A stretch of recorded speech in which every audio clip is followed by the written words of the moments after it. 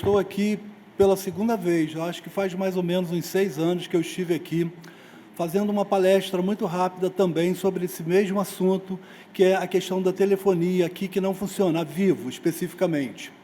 Eu, na verdade, tenho um sítio aqui perto, mas eu moro em Niterói, Rio de Janeiro, trabalho lá, sou advogado, sou professor de Direito, né? Eu tenho pós-graduação em Direito Privado, sou mestre em Filosofia pela Universidade Federal Fluminense, eu tenho uma certa experiência em alguns assuntos.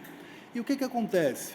A gente vem aqui, se você não tem um Wi-Fi, você simplesmente fica impossibilitado de comunicação. E nem todas as pessoas têm em casa sei lá, um serviço de telefonia, né, para ter um Wi-Fi, para, de repente, conversar ou pedir, de repente, socorro ou a polícia, ou ambulância, qualquer coisa nesse sentido, porque a telefonia aqui não funciona. E eu acho que não funciona por um motivo bastante simples. É que eu pergunto aqui a cada pessoa com a qual eu converso, qual é a sua empresa, qual é a companhia que você pertence, a operadora. Todo mundo diz, Vivo, telefonia Vivo. Então, é, entre aspas, um monopólio. Então, se você tem um monopólio numa cidade em que hoje todo mundo tem um telefone e paga por isso, ou paga uma conta, ou coloca créditos, e ninguém reclama, porque eu não vejo também as pessoas buscando esse tipo de ação na justiça de maneira individual, porque as pessoas poderiam fazê-lo, não fazem. Eu acho que é difícil também para algumas pessoas terem acesso a advogado. E aí o que acontece? É muito fácil para essa empresa não prestar um serviço, porque isso não é prestação de serviço. E aí eu só vou fazer um adendozinho aqui, muito rápido, sobre uma questão. Desde 1988, com a nova Constituição Federal, o direito do consumidor, ele passou a integrar o artigo 5º da Constituição, no inciso 32. E o que significa isso? Significa que o direito do consumidor, ou a defesa do direito do consumidor hoje, é o quê? Um direito e uma garantia fundamental, como todos aqueles que estão elencados lá, que são muitos, 60 ou 75 incisos lá. E ele está no 32º. O que acontece? A gente está falando aqui de uma cidade, ou não sei se só Iuna, mas se as cidades vizinhas aqui, se elas sofrem o mesmo problema. Então, a gente está falando de direitos difusos ou meta-individuais, ou seja, uma ação civil pública seria uma solução, ou a busca de uma solução para a resolução desse problema. E por quê? Não faz muito tempo que há alguns órgãos que são legitimados para buscar uma ação civil pública em relação ao meio ambiente, e aqui a gente está falando especificamente sobre o direito do consumidor. É a Lei de 7347, que lá no inciso, no parágrafo 1º, inciso 2º, diz que dos legitimados para a ação civil pública é justamente o município. Não era até alguns anos atrás, mas foi acrescido por uma lei lá, porque antes era a União, Estados, município, Distrito Federal, e agora tem também o município. Não é uma ação complicada de fazer, só que ela necessita ser feita, se for interesse, e para vocês eu acho que sim, fazer uma prestação de serviço para os munícipes de vocês, aqui, aquelas pessoas que votam, através de quem? Da Procuradoria do município, buscar uma ação civil pública, em que, nesta ação civil pública, é uma ação de responsabilidade civil, em que você vai buscar nos pedidos, alguns pedidos. Basicamente o seguinte, é um pedido indenizatório ou uma obrigação de fazer. Qual seria o mais interessante, como eu acho que o primeiro pedido? Um pedido de obrigação de fazer. Qual seria a obrigação de fazer? De prestar um serviço adequado. O que isso é preciso, eu não sei, isso depende de técnicos, tá certo? Mas não é difícil de uma empresa do tamanho da Vivo prestar um serviço minimamente eficiente. Outra coisa, o artigo 22 do Código de Defesa do Consumidor, que lá em 1988 no ato das disposições transitórias, o próprio Constituinte deu 60 dias para que o legislador lá, o Congresso, elaborasse uma lei de defesa do consumidor.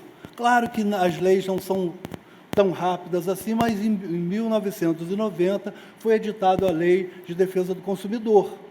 E que essa lei é uma lei que, se bem utilizada, ela pode resolver inúmeros problemas. Por quê? O artigo 22 dessa lei, ele diz o seguinte, que alguns serviços são essenciais. Vários deles, coleta de lixo, água, dentre eles, a telefonia.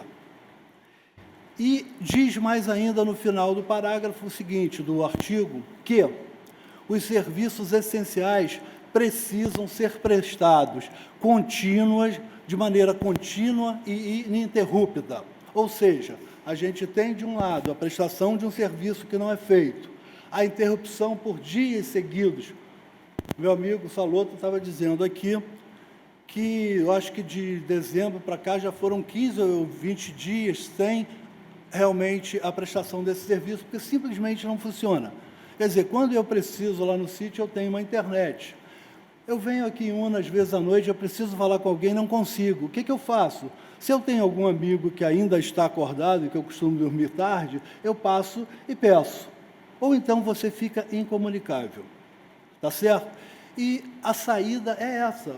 E até vou fazer um adendo aqui. Na verdade, quem sempre tem falado comigo, já foi me visitar algumas vezes, foi Edmilson, eu vou te chamar assim, Flora, né? E que eu tenho conversado com ele várias vezes sobre esse assunto e disse, olha, há uma saída. E não é uma coisa complicada de se fazer, evidentemente que vocês têm uma procuradoria, que são pessoas capazes, né? E que conhecem de direito e que podem fazer isso. Naquilo que eu puder ajudar, eu posso ajudar também. Mas é uma situação que, olha só, até porque pode, nesse meio tempo, evidentemente que a Vivo recebendo essa, eles vão ter que entrar com uma ação, por certo, de repente ela vai entrar em contato com vocês e ela pode fazer um compromisso, ou tipo TAC, que é um termo de ajustamento de conduta, pedindo um prazo, dizendo o que ela precisa para melhorar esse serviço.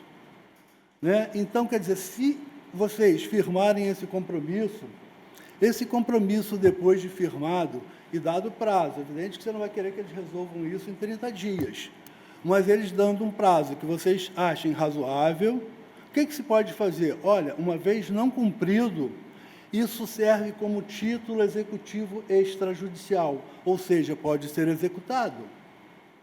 Na verdade, é isso, basicamente, que eu tinha que falar sobre esses dois temas aqui, que é juntar essas duas leis, Código de Defesa do Consumidor, ação civil pública e uma ação. É uma ação eminentemente processual, quer dizer, você tem essas duas leis que possibilitam e o resto é processo. É como se faz uma ação. Doutor, por gentileza. Acho que por enquanto não. Regimental, deixa ele terminar o tempo dele. Mas é sobre a Vivo. Sim, só para... Então, acho que não há muito mais o que dizer, exceto isso, de que há uma saída, e essa saída é através de uma ação. E por que a ação civil pública é interessante e feita pelo município? Porque quem mais perto está do problema do que vocês, do que nós todos, né? Que está no dia a dia aqui, não tendo telefonia, pagando uma conta e não tendo a prestação do serviço, né? E há essa legitimidade hoje, e não faz tantos anos assim, antes o município não tinha, porque são 6 ou 7 entes legitimados à ação civil pública. E o município, quer dizer, ganhou força, e hoje pode se utilizar desse instrumento que é altamente importante, tá certo? E tem várias questões na lei que são interessantes de vocês buscarem, uma lei, depois eu posso passar, eu estava até fazendo uma apostila hoje, porque eu vou falar sobre alguma coisa lá em Niterói sobre isso, estava fazendo uma apostila lá sobre alguns questionamentos, depois eu posso enviar para o Edmilson, se você quiser, e passar para quem se interessar, né? Então, não há nada de complexo, quer dizer, possível de se fazer, tipo assim, eu estava até lendo ontem sobre uma ação que foi feita lá em Brusque, Santa Catarina, exatamente uma ação civil pública, em que havia uma questão de uma cobrança lá, de algumas questões que envolviam apenas funcionários públicos, municipais. E aí houve toda uma discussão se uma ação civil pública não devia ser para todo mundo, digamos o que a gente chama de erga omnes. Quando você tem uma decisão dessa, ela vale erga omnes e tal. Era procurar saber. O juiz entendeu que sim, o Tribunal de Justiça lá entendeu que não. Fizeram um recurso para o STJ e a Nancy Andrighi disse o seguinte: olha, manda voltar porque é uma ação plenamente possível de ser feita e há legitimidade para tanto do município e tal. Então, não há nenhum questionamento quanto à legitimidade, ou seja, a capacidade do poder público municipal entrar com uma ação civil pública, e as leis que fundamentam isso são essas duas leis.